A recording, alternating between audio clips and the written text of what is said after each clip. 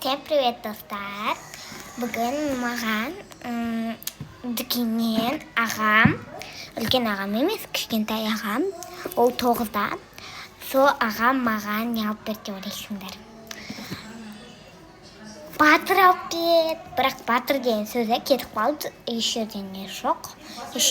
Батыр деген сөзі кетіп қалды өзіме өзі. Ағамда да бар ондай 9-дағы. Ол сквиш дауыстарын естін. Күшті ұнайды. Қатты алғым келіп жүреді.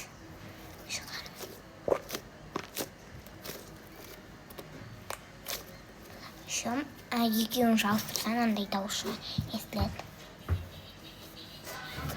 Дейтін дауыс естіледі.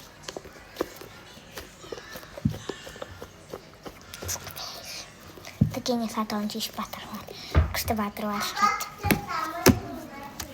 Вау, күшті ғой сквиш. Батыр дейтін сквишті алдыңдар дүкеннен күнде.